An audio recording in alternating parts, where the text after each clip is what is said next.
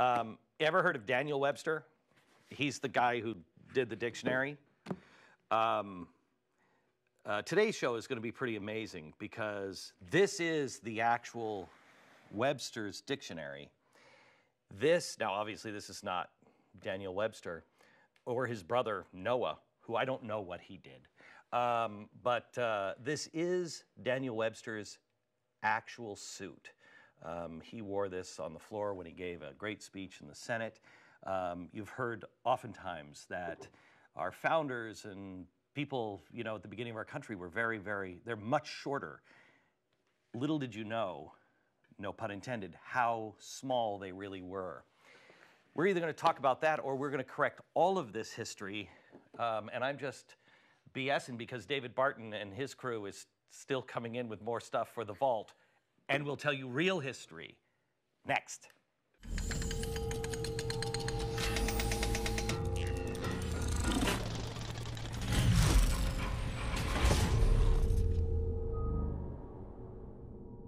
So apparently there were just a couple of errors in the open.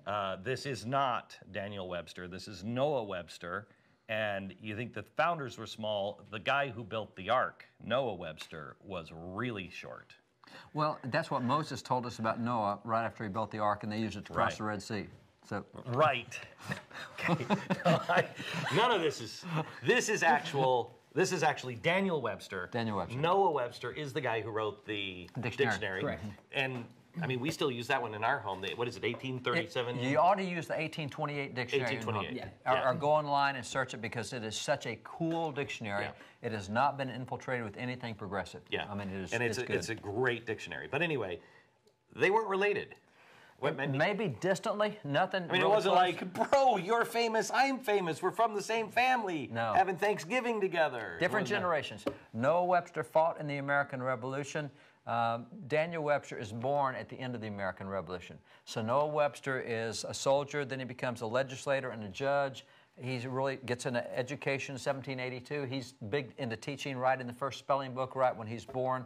Why did he write the dictionary? Did we not? Yeah. Did we have one before that? Well, we had one. There's a couple things going. It really starts back with the spelling book, 1782. Because Noah Webster said, look, we've had a revolution in our politics. If we don't have a revolution in our education, we're all going to be... Hang on a second.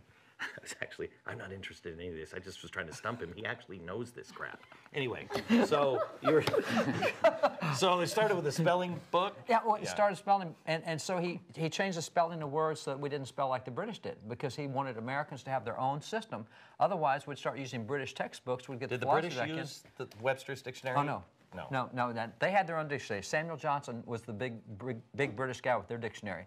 Noah Webster took and defined 70,000 words, 40,000 never been defined before on written paper, and he gave them that American understanding. And so he uses a lot of constitutional phrases in it. He used a lot of Declaration of Independence phrases. A lot of the Bible. So, 27% of the examples he used for phrases were Bible verses. Wow. So the original 1828 Webster is a great constitutional, pro-America, pro-God. It's great. But he had nothing to do with Daniel Webster. with Andrew Webster? Is there another Webster? No, that was Andrew Jackson's brother. Okay, so this one is Daniel Webster, and Daniel Webster was one of the greatest speech givers. And I don't know much about him, except I know that I have a few of his speeches. I can't remember which one I have, but one of the important ones. I don't even remember what he gave them on. Well, but he was the really greatest orator in the second generation, because the first generation, he grows up listening to the speeches of George Washington and John Adams and Thomas. I mean, that's what he's raised on. So is he the era of Jackson? He is. He's the era of Jackson. He comes to prominence. As a matter of fact, this is the picture where he comes to prominence. And this is 1830. This is the latter part of 1830, and Andrew Jackson is now president. And so the speech he gives right here, and the interesting thing about... He had to be anti-Jackson. Oh, definitely. Yeah. Definitely. The speeches that Daniel Webster gives, it's not uncommon for them to last for 3 days in the Senate. Gosh.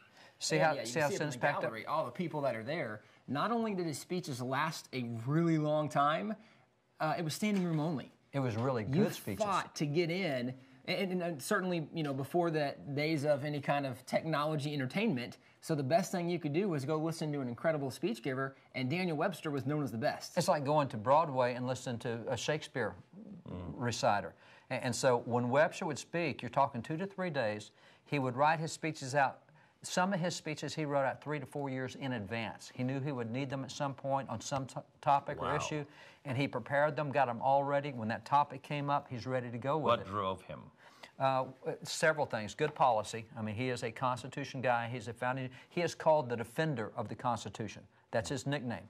Because as this stuff came under attack from the Jacksonian stuff, and then John C. Calhoun did it, and South Carolina did it, and it comes under attack, he is the guy that stands and says, nope, here's our bellwether. Here's what we do. Can you compare him to anyone? I mean, great speech givers in our day, John F. Kennedy, Ronald Reagan. They weren't principled to the degree he was. Yeah, he came from a depth of thinking. And yet, I mean, back then we really did do a lot of thinking as opposed to now where we think in sound bites. No, try to read any of their speeches. You That's barely exactly understand right. them. That's right. So you really You can't need that dictionary. You know, William Buckley might be the closest you're going to get, but who's going to listen to Buckley for 3 days? You know, it's just not, he's too smart. Maybe. That's right. And that's the thing with him. Now, what's cool is he has tons of writings. And by the way, he's considered, not only is he the best orator in the Senate, he's an attorney. And he's involved in every single landmark Supreme Court case decision that came down in his adult lifetime. He's considered the greatest attorney of any generation because he used those oratory skills. I actually have records of where the people would go to the U.S. Supreme Court with a case. They found out they're going to have Daniel Webster on the other side. They would drop the case because it's a waste of time and money to take on Daniel Webster in the court. I mean, that's how good he was. Wow. Now, lots of writings, and he said that no one can be a good orator unless they practice reading the Bible out loud. So at the U.S. Senate, we have records of where that he would sit in his office, read the Bible out loud, and people would come from states away to jam outside his office door and just listen to him read. And they said the most fun time to hear him read a speech or hear him read a Bible book was the book of Job. Because they said he would be sitting in there in his office and he read it as though he were part of it. And so they said it really sounded, because you remember, it starts with Job. Job gets whacked by God, and then Job's self-pity for 38 chapters. And he's got 3 friends, and maybe you call them friends, but they're all self-righteous. Right. And then Elihu comes in, and he chews both up. And they said that when they'd stand outside the office door, just packed in. And they said as Webster would read the book of Job, it sounded like 5 people in his office arguing with each other because he would read each part as though he were actually there. And they said the most fun was when he got to chapter 38 because that's where God showed up. And they said literally his booming voice would rattle the doors on the hinges of the office as he would read chapter 38. And so according to the Senate records, the records particularly of his secretary of the Senate, biggest crowds were when you read the book of Job and when you read the book of Isaiah with the prophecies of Christ. And that's when people would come from states around just to stand outside and hear. So that's why you have a full... Now, it's interesting because he really learned the Bible at a much earlier age than what we think about it. Yeah, he kind of had a legacy with the Bible. And one of my favorite stories of Daniel Webster is actually when he was in a one-room schoolhouse. Let me back up for a minute. Before Tim shows that, see that right there? That's one of the very, very, very few Senate desks that's still alive, still in existence today. This is the inside of Webster's desk. And it's, see, Webster here. Charles Sumner and Webster, wow. George F. Hoar, Henry Cabot Lodge, I mean, the senators here. But what happened was this was Webster's desk, but every Sunday they would turn this into a church chamber. And so they had church in here, and so they'd move all the desks off. Well, he wants his desk back on Monday, so he carved his name in the bottom of the desk. And then the next guy to get the desk was Charles Sumner. He said, this is cool, Webster's desk. So he carved his name in it. And then you get George F. Hoar and all these famous senators. And so that desk still exists today. Now, it's a tradition they have today because if you pull out Daniel Webster's desk, and it belongs to the senior senator from New Hampshire. He's born in New Hampshire, but he's a senator from Massachusetts. But the senior senator from New Hampshire gets Daniel Webster's desk to this day. And so every new senator pulls out the drawer, they raise the glass cover, they carve their name in the bottom of the desk. Wow, isn't that cool? It's cool, and it still goes today. So